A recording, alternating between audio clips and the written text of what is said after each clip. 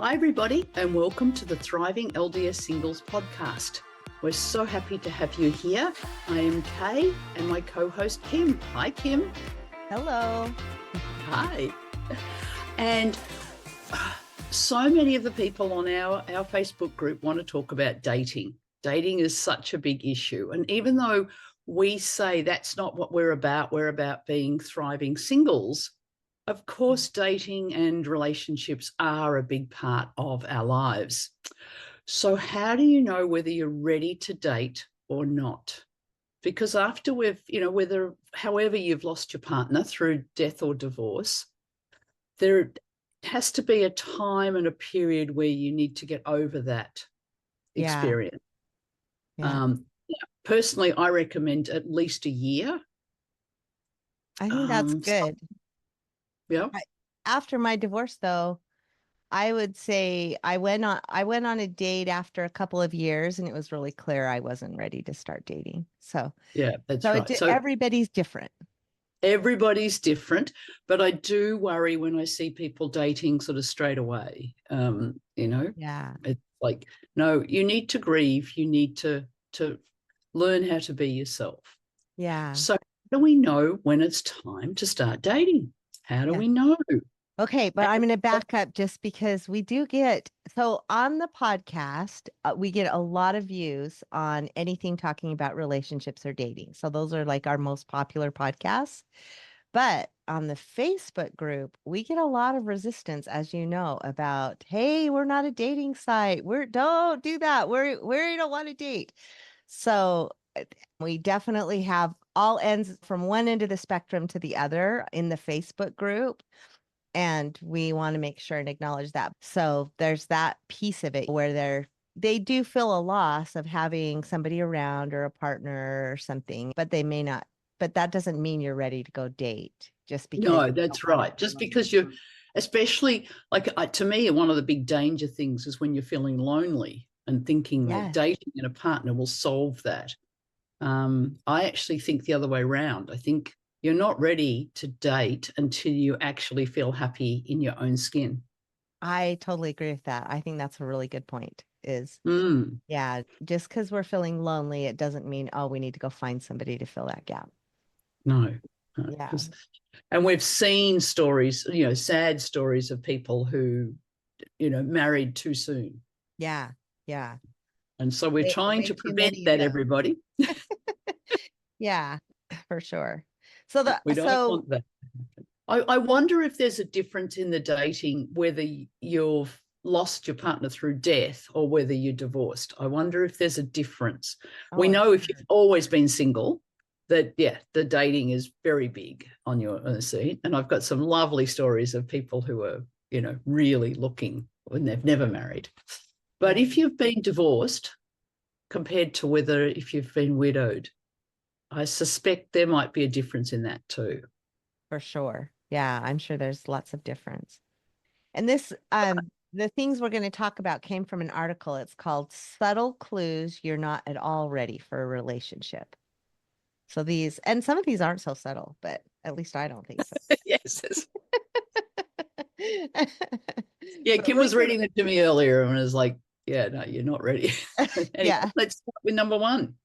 Okay, number one. You freak out when they try to label things. So when somebody says, hey, what is this thing that we're doing, or what are we? And that makes you feel super anxious to have to put a name on it or put some kind of label. This is my boyfriend. Yeah. Or we're girlfriend. Which is always we're exclusive. That's a scary one. Exclusive. It's always weird to me, is like, here we are 50, 60, 70 going, this is my boyfriend. It's like, that does sound funny, huh? I don't know what better term it is, but exclusive, which is an interesting, I'd never even really heard that term. So it's an interesting. Yeah. Or, are asking for a commitment, like we're not going to date other people. Mm-hmm. So, and that makes you really anxious. Okay. So, and you and I talked about the fact some of these, does it mean you're not ready for a relationship, or does it just mean that's not the one? That's not the one. That's right. It's like, could be either one. It could be either one. Yeah. Yeah. So this says avoiding labels in relationships can be a sign of commitment issues or fear of intimacy. And I could totally see that. Okay, next one. And we should also note that as Kay and I were starting to talk about this topic, she had an allergic reaction. So she's not entirely sure that she's ready for dating, right, Gay? It does appear that it was an allergic reaction to the topic. I suggest that means I'm not ready. Yeah, that's it was quite, yeah. Surely not. That's right. All right. So here's the next one. You feel with dread when somebody approaches you at a restaurant or flirts with you. Maybe it's a singles activity someone approaches you at, and you get like, oh no, instead of, oh, this is good. Let's talk about that a little bit, because does that really mean you're not ready for a relationship, or does that mean you're just like, not, I don't want to talk to that person. Yeah. Does that just mean you're anxious in general about, meeting people, or a fear of rejection? It could be like you really want to be in a relationship, but you're afraid. And maybe that means you're not ready for a relationship if you have that much fear around being rejected. What do you think? Yeah, if it's a fear of being rejected or something, then yeah, that's it. But couldn't it just be that, like, oh yuck, I don't want to talk to that guy? Yeah. Or this would be the category I'm in, is like, I was going to say I suck, but that's probably not appropriate on here. We might need to edit that out, but I stink at flirting. Like, I don't know how to flirt. So I wouldn't be good at Really? that. Yeah, no. I reckon. I love flirting. I've got a personal trainer, and he's 30, I think. I flirt with him all the time. It's fun. That's awesome. I wish I was more comfortable, but I don't think I'm a good flirter. Tell him how handsome he is, and I make him, he's got sort of light brown skin, and yet I can still make that skin go red. That's your goal for your workout, is to see how embarrassed you can make your trainer. You're funny. I think it started one day when he was telling me he had, can't remember, he'd been given some gifts by a previous client, and he said, oh, she's trying to set me up with her granddaughter. And I went, oh, I've got a daughter to set you up with. Well, at least he knows that you're, realize that maybe you and he are not a match. I'm 100% sure that he knows this is just all flirting fun, as opposed to trying to attract his attention for me. And I actually, I mean, maybe I'm naughty, but to me, it's a fun relationship where you can, where it's safe, I guess. Both of you know the rules. Yeah, I can see that. But so you can enjoy that conversation, I guess. Yeah, kind of the banter back and forth. The banter. I mean, he's a handsome guy. Why wouldn't I tell him he's a handsome guy? Yeah. See, that makes me like nervous, so maybe that means I'm not ready for a serious relationship. I don't know, but I would think that just means you need to learn practice. I need to try that out, huh? Yeah, practice on the 30-year-old. Try my flirting skills. Like, a 30-year-old's not looking at you like in that way. Yes. And so they're a good one. I mean, I don't know. Maybe I'm being naughty here. Maybe I'm not giving good advice. So but share in the comments what you think of Kate's behavior. Yeah, Kate's behavior. Am I like, is this bad, or is it just like enjoying like a male female conversation that's fun? Yeah. That you really couldn't have with another female. I mean, it's definitely a fun banter between male and female. Yeah, fun banter between male and female. We do think, like, because obviously it's a personal training session, and so every now and again I can stretch better than he can, and so I'll tease him. I'm like, come on. he probably has bulky muscles that makes it hard to stretch. Okay. So this says the idea of flirting, making small talk, and pretending to be interested is more exhausting than exciting. Clearly, it's exciting to Kay. Yeah, it's exciting to say.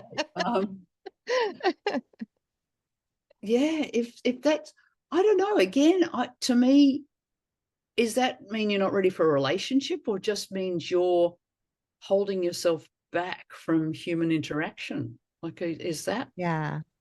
I think in my case, it's just fear or knowing that I'm not very skilled. Like, and I don't pick up on things if somebody's flirting with me. Like, I don't pick up on it a lot of the time too. So If the guy interested you, though, if you were like, I would think there are people that are interested in me, but I'm not interested in them. So you so just you don't just pick up on it. shut that flirting down right off the bat. Yeah, that's right. I can see that. Yeah. So yeah, like being able to discern whether that's that or Right. Is it just fear-based, or are you not ready to be in a relationship? Yeah. Oh, it's a good question to ask yourself, right? mm, And the only way you can know is if you kind of, are do a little research, go to the events and try I out think flirting and see what happens. I think you have to go to the singles events, and you have to make sure you're talking to some of the males or the females, depending on which Yeah. one you are. Because if we just stick to our 3 friends that we meet at the singles events, then Yeah. first off, we're not actually being a very good, social Minister, person or at the just event. even ministering to the singles community and Yeah, building the community. I yeah. agree, because you do see cliques build up, like Mm. just like when we were in high school, right? Of these people only talk to their friends, these people only talk to their friends, and yeah, Because I feel that singles events are very much about supporting the community, which I I guess is agree. what we're hoping with the podcast and the Facebook group too. We want to support this community Yeah, to be the best people they can be, whether we end up marrying people or not, because, the chances of, like, there is a 10-to-1 male-female ratio, so that for sure. there are going to be people that miss out on marriage. Yeah, But that's not the main point. I think the main point of a singles event is that it's a community where we can support each other in the life situation we're in. Just like, when you were a young mother, you went to a young mothers group and yeah, supported each other in that. yeah. I like that comparison. I think that's a good perspective. I agree. And the males need us to talk to them. Yeah, Like, let's not talk to them. I feel for them. I think they've got a tougher road than we have. I do think that First off, too. there's not that many men for them to even associate with. Yeah, And for them to turn up to a singles event, be nice to them, guys. Like, yeah. I agree. I think that's true. All right, this next one, I don't know, we'll have to talk about it. It says you can't stand when someone wants to text you all day. So I will just say that I am a task driven, like if it's not on my schedule, then it doesn't matter who it is. I mean, I was like this when I was married. I mean, even my kids, if somebody was sick, I'd be like, oh, I gotta replan my schedule now. So I'm not like this impulsive. So I don't know about that one, because I think that just goes against my nature almost to, your personality. Yeah. yeah, to just arbitrarily text people back and forth all day. That sounds like a waste of time. But maybe I, if it's somebody I really care about, I wouldn't feel yeah. that way at all. My dating life was before text, so it's hard to know. But I do know with my last husband, when we were dating, we would have some pretty decent phone calls during the day, Yeah. and both of us were supposed to be working. And, like, honestly, why both of us didn't get sacked, I'm not sure. But you we got, remember that feeling of like, I could just spend all day talking to him or being with him all Mm, day. Yeah. And yeah. I remember that too. So maybe it's more you're not ready for that person in the relationship if they're texting you all day and it feels like a bother instead of uh you know fun. Although I also have low tolerance for texting. It can be misinterpreted so much. So at some point I think I would just rather Just call fine. somebody. Yeah. Yeah. Yeah. And, you know, obviously with all phone calls, you know, texting, it is like, I don't answer my phone all that often. Unless Even my you know children, the I number. will tend to not. And my children have learnt if they really want me, they better phone back. Like, and if they phone 2 or 3 times, I go, all right, then I'll talk to you. Just because, as you said, I'm task orientated, and it's like, Mhm. I'm with people. Like, even if I'm out to lunch with friends, why would I Yeah. stop that? So yeah, that's my strategy. And honestly, if you phone me and I don't have you in my contact list, it's very rare that I would answer the phone. I'm the same way. If it's an unknown, I have to know Yeah. who it is. Yeah, for sure. So I think I've got 2 children that are on my, you know, because I have a do not disturb from about 8 o'clock at night as well. But I've only got 2 children that are allowed to phone me after that time. So it's like the younger ones, because I'm like Yeah. more concerned about their Yeah. well-being. Or if Um, and so what if one of your kids, what if it's an emergency, like one of them got hurt or was in a car accident, then how they just know to call you twice. they call me twice, or they would actually text me. They would Yeah. say emergency, and I would respond quite quickly to that. I Yeah, think that they makes know to do that. Whereas sense. I've got a son that likes to phone me, you know, often he'll pick a child up from school and he's, you know, he's sort of sitting in the queue or something, Right. you know, it's a bit early. And so he will phone me. Yeah, that And makes sense. so sometimes I'll chat with him. It's nice. But other times I think, no, I don't have time to chat to you. Yeah. My So I son do that does to my that. children, let alone, He calls on the way home from work a lot. yeah. Yeah. Which is sometimes it's nice. You think, oh, yeah, I'll have a nice chat with you. That's great. And it's good that they think of us. Yes. Yes. This But says that so in a dating situation, I just relate that more to, you know, when, yeah, I was so enamored that I would stop work and talk. So maybe I would still do that. But I think, yeah. like you, I'd rather it on the phone call than a text. I don't know. Interesting. Yeah. You've actually had that experience though. You've had I guys text. have I have had people text me back and forth a lot, like during the day, or even maybe somebody that calls me every day sometimes will throw me off because I, like I said, I'm a planner.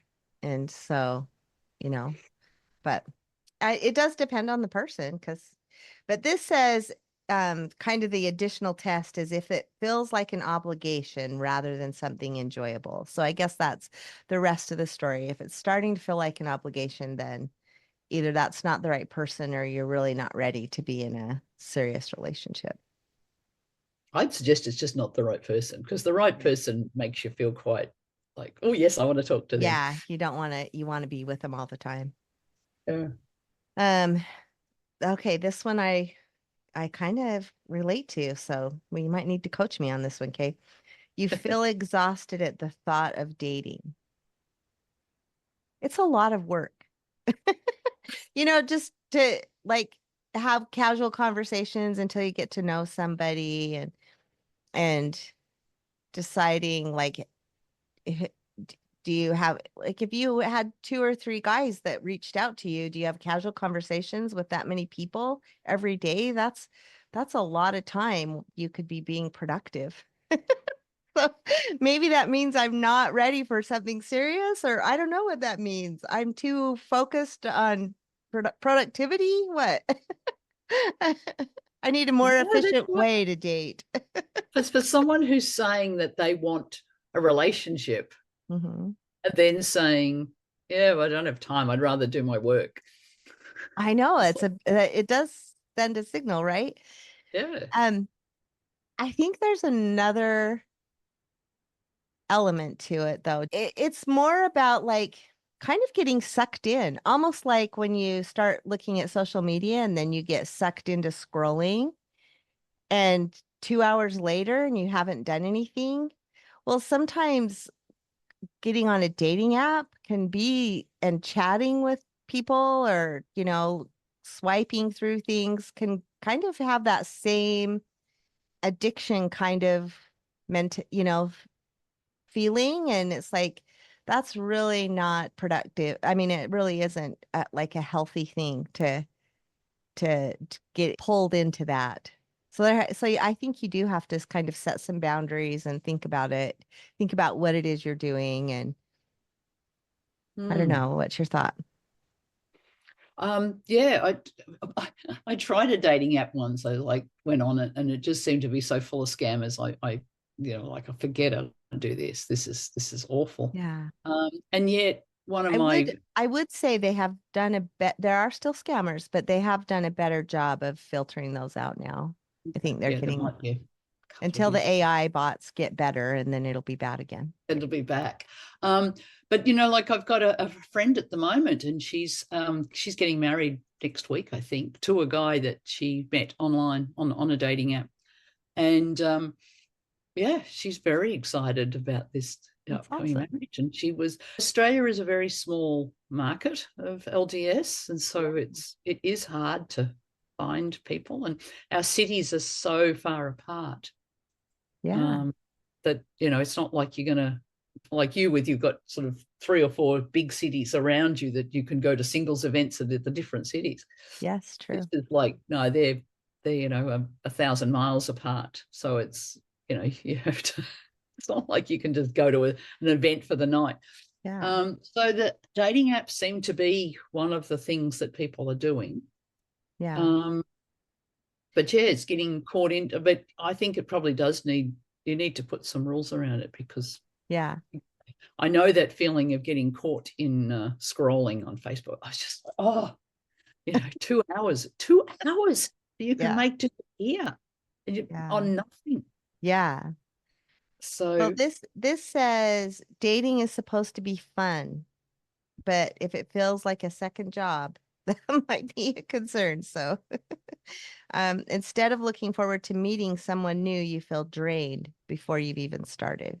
Yeah. I yeah, do look forward to, like, even when I get on an app, I'm thinking, well, it'd be so cool if I, met somebody that even okay. was willing, because oftentimes this is another thing that kind of drives me crazy about the apps, is somebody can chat and chat and chat, and I think, why don't you just share my number and we can have a phone conversation? And I know there's probably, I have had some guys say, is it okay if I give you my number if we chat, because that really scares or upsets some women. So, they're kind of walking a fine line and don't want to be too forward, but it is hard to just chat back and forth in an app. So at some Mm. point, I would say that shouldn't go on that long before you just say, "Hey, let's find a safe public place to get together and meet, or at least have I a think phone that is that. conversation."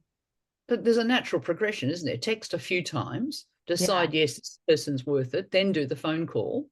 Because Yeah. like a phone call is safe in Mhm. that, like, they're not there, like, Yeah. Yeah. and you can get a lot from just talking to someone. I agree. And then, yeah, meet in an open place somewhere. Like, if you want this relationship to go forward, you've got to take it to the actual seeing the Yeah. person. Yeah. If you're too afraid to share your phone number or meet a person from a dating app, you probably aren't ready to use, at least to use a dating app. Well, that's right. Don't use the dating app, because if you're so afraid that you're being scammed or whatever, Yeah. then the dating app might not be for you. So it might not just be the dating, it might just be that your fear of having heard scam stories. But I'm Yeah. not sure how people get scammed. Like, it is something that if I someone starts to ask for money, then it's a scam. Like, no, Right. Right. gone. Block their number. Like, Right. it's Or starts calling you and being inappropriate, block their number. I mean, there's like, that's a pretty straightforward yeah, thing. it's Yeah. pretty straightforward. I don't understand the issue. And if you're concerned it's a scam, talk to a girlfriend. Like, ask, Yeah. say, hey, if this was happening, what do you think? Yeah. And there's actually ways you can check whether a person's real. Like, there's some things you can do to check. And so, make yourself aware of those things and go forward without fear. Like, Yeah. I agree. I go, how does a real guy get through to people on a dating app if everybody's so scared that they're a scammer? Like, and he says, I want to talk to you on the phone. Like, that would, to me, that's what he should be saying. That's not a scam. That's actually an appropriate thing to say. So you will not get to know someone until you meet them in person, but talk to them on the phone. Yes. The phone is actually, it's not just to do everything else. The phone actually works as a phone. Yeah, that's what we used to use in the old days. That's what we used to use. All right, are we ready for the next one? All right, so the next one is you hurt them before they can hurt you. So you're basically self-sabotage, which that is totally a fear of being rejected or so worried the relationship's going to go wrong. That they'll get in first. And that's one that I suggest does not just mean you're not ready for dating. It means you need to heal something. Yes. Like that's like, I would be looking at your previous relationships and wonder if you probably did that in them too. Yeah. Start looking for a pattern. Start looking for a pattern and get some help to heal it. Yeah. Because to be open to dating, you have to be open to being hurt. Like, that is a fact. True. You have to be willing to be vulnerable. I mean, that's right. That's the whole thing. There is no other way to make a good relationship. Yeah. And if you're not willing to do that, if you find that at certain points you're sort of, I think you've got, the next point is sort of one foot's in and one foot's out. It's like, it's sort of the same thing. It's like, yeah. You've got an escape route or a plan B if this doesn't work out. Or, you know what? I think often what happens is you are really close to somebody, but you don't feel like you want to let go of chatting with this other guy that keeps reaching out to you just in case. I think that's a really bad sign that you're probably not ready for a committed relationship for sure. So, but I don't think that's about like healing wounds inside yourself. Yeah. Because if you want a relationship, leads to marriage, vulnerability, commitment, they're essential. Being all in. All in. Yep. So if that scares you, it's not that you just need to go date a different guy. You need to heal that stuff. And it will probably be coming from childhood. Yes. It could be coming from a bad marriage. It could be. Yeah. Whichever it is, it needs to be healed. And so, don't forget that that's the stuff that Kim and I do. So, if you feel that you need help with that area, then that's where we can help. Or any counselor, psychologist should be able to. That's a relatively common one that we can work through. But I really, really suggest to people that if you're finding that's what you're doing, get help, because you'll never achieve the dream of a wonderful marriage until you've healed that. And many people will talk, and even in my marriages, I know that I've had that behavior where they would say, I love you. It's a lovely thing to say, I love you. And part of my brain would say, are you sure? Do you really know me? Are you just saying that? You discount it. Yeah. Now I would never say that out loud, but they heard it loud and clear. Yeah, because it gets exhibited in your behaviors and your reactions for sure. It's just, we can pick up what people are thinking and feeling. Yeah. So you can't pretend and hope that it'll just get fixed. Yeah, you're right. You have to do the healing work on those for sure. You have to do the healing work. Yeah. So if that's what's happening, it's about you. That's right. So this last one I think is entertaining, but I also think it's really true. But I don't necessarily think you're not meant for any relationship. It's just another one of those that that might not be the right person.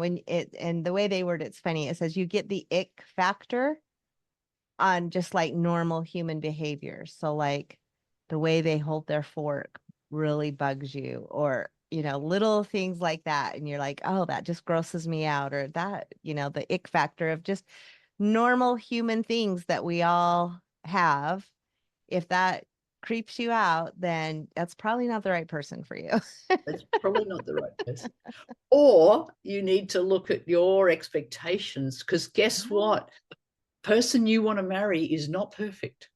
Right. And Okay. we all have those normal, if it's the way we comb our hair or chew our food, or, Yeah, you can think of all the other biological functions that we all have to go through. If those things just creep you out in general, then I don't know, there's got to be some work done there.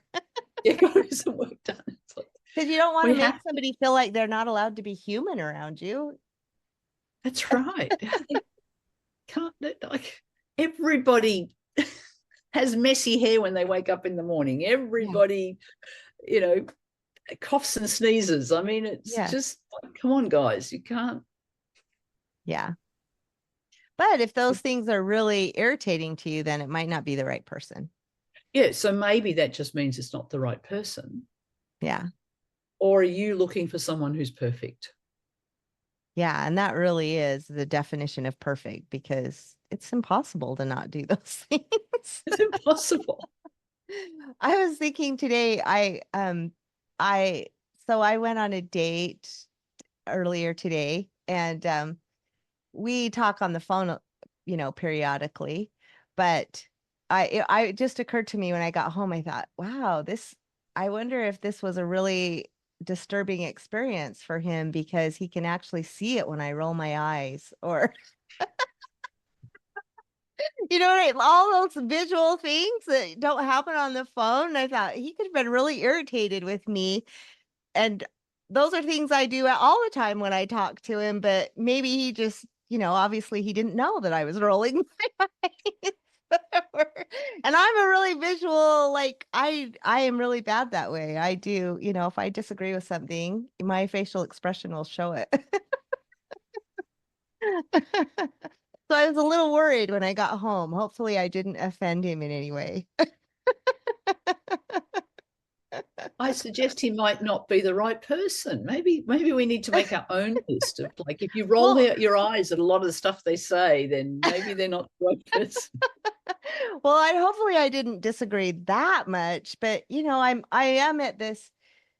I don't that it was a mistake I made in my first marriage of just squelching all my ideas and conforming to whatever he said. I was in agreement or in alignment. And so I'm pretty passionate about expressing it if I have a different point of view. Maybe too passionate, Absolutely. right? Yeah, absolutely. And I think that really goes back to that one about, be vulnerable, be real, be open.